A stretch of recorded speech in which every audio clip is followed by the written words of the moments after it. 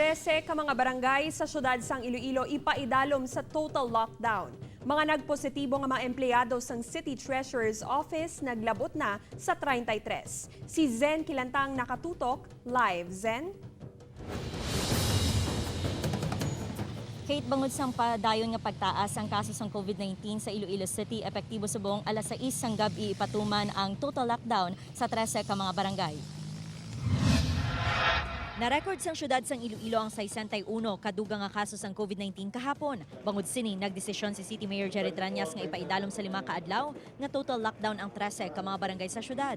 Suno sa alkalde, i-total lockdown na ang mga barangay nga may 3 ka COVID cases kag wala na sang surgical lockdown nga matabo. Iga total lockdown umpisa subong nga gabi ang barangay Simon Ledesma, San Isidro kag MH Del Pilar sa Haro, barangay Ortiz kag Concepcion sa City proper, barangay Suok sa Arevalo, barangay Bulilao sa Mandurriao, barangay Kalumpang sa Molo, barangay Lapuz Sur, Mansaya, Punong kag Barrio Obrero sa distrito sang Lapuz, kag barangay Aguinaldo sa La Paz. Pinaagi sini mahatagan sang ligwa ang mga contact tracing team sa pag-identify, pag-isolate kag pag-test sa mga close contacts sa mga nagpositibo.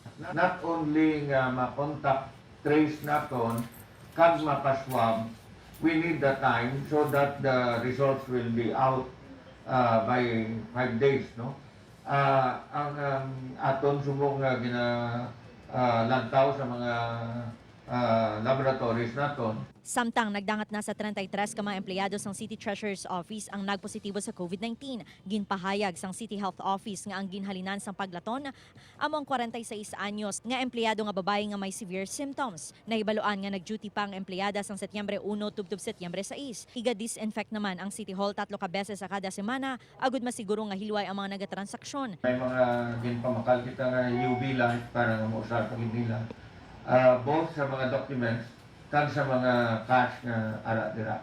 Pahanumdum naman sa alkalde sa mga nagapadulong sa Iloilo City Hall nga magsunod sa mga ginapatuman nga health protocol kaangay sang pagsuksok sang face mask kag face shield.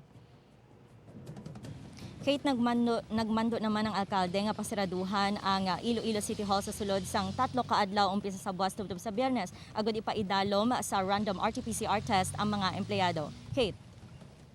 Zen, bangod naka total lockdown, anong matabo sa mga establishmento komersyal nga napahamtang ilabinagid sa kilidalan sa mga sininga mga barangay?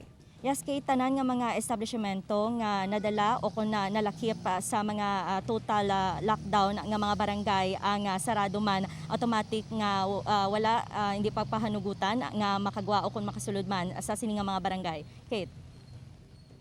Madamo nga salamat, Zen Kilantang.